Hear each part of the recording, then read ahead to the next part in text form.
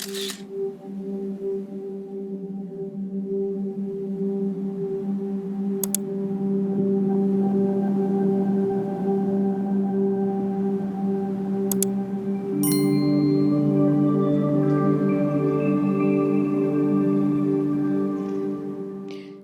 everybody and welcome to the Ship Modelers Library.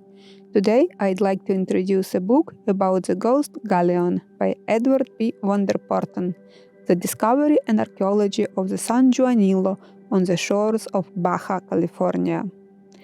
This highly illustrated book offers readers an inside view of how archaeologists, working like detectives at an ancient crime scene, carefully assemble the evidence that allows scientific reconstruction of events from long ago.